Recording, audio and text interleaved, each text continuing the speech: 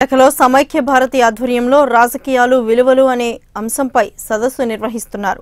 ముఖ్య అతిథిగా మాజీ JD Lakshminarayana, Janasena core committee సభ్యులు శివశంకర్, జనసేన నాయకులు బొలిశెట్టి సత్యనారాయణ, విద్యార్థులు, మేధావులు హాజరయ్యారు. ప్రస్తుతం మాజీ జేడీ మాట్లాడుతున్నారు. ఇప్పుడు ఆ లైవ్ చూద్దాం.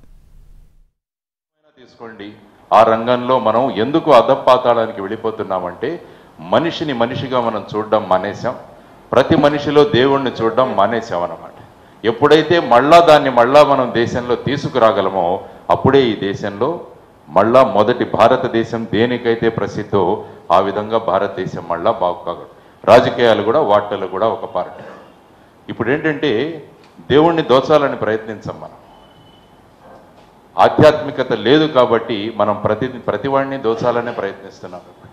అదే కనుక రాజకీయ నాయకులందరిలోకి ఈ ఆధ్యాత్మికత రాగలిగితే, ప్రతి ఒక్కడిలో కూడా దేవుణ్ణి చూసే క్షమత వాళ్లలో గనక కలిగితే ఇటువంటి సమస్యలు పోతాయి.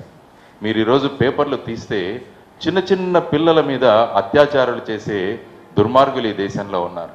దానికి కూడా కారణం ఆధ్యాత్మిక నుంచి మనం బయటికి వెళ్ళిపోతున్నాం అన్నమాట. అందువల్ల ఈ దేశంలో ఏదైతే బాగుపడాలంటే నా ఉద్దేశంలో ఆధ్యాత్మికతను తీసుకురావాలి. ఆధ్యాత్మికత అంటే మనం గుళ్ళకు వెళ్ళి ఇది చేయడం ఇది కాదు, అది భక్తి అంటారు. అది వెళ్ళండి, కానీ మీరు వెళ్ళి దేవుడికి నమస్కరించి వచ్చి ఆఫీసులో కరప్షన్ చేస్తే దానికి వాల్యూ లేదన్నమాట. అందువల్ల ఈ మధ్య చాలామంది ఏం చేస్తున్నారంటే గుళ్ళకు వెళ్ళే సంఖ్య పెరిగిపోయింది, కానీ అవినీతి కూడా పెరిగిపోతుంది దేశంలో. సాక్షరత పెరిగిపోతుంది, దుర్మార్గాలు కూడా పెరిగిపోతున్నాయి. వీటన్నిటికీ కారణం ఏంటంటే మనమంతా కాస్మెటిక్ ట్రీట్మెంట్స్ చేస్తున్నందువల్ల పరిస్థితిలో మార్పు రావట్లేదు. దీనికి గనక మూలాల్లో వెళ్ళి గనక మనం చేయగలిగితే అది ఉంటుంది. ఈరోజు ఇంటర్నేషనల్ యూత్ డే అంటారు. అందువల్ల మార్పులు రావాలంటే మనం యువతరంలో మార్పులు తీసుకురావాలి. యువతరంలో మార్పులు ఎప్పుడు వస్తాయంటే తల్లిదండ్రులు మారితే మార్పు వస్తుందన్నమాట.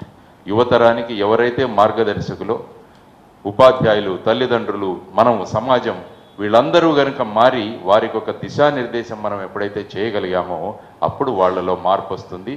ఈ ఆధ్యాత్మిక భావాలు అంటే వాళ్ళను సమాజపరంగా వాళ్ళను గనక మనం ముందుకు తీసుకువెళ్ళగలిగితే అప్పుడే ఈ రాజకీయాల్లో, లేకుంటే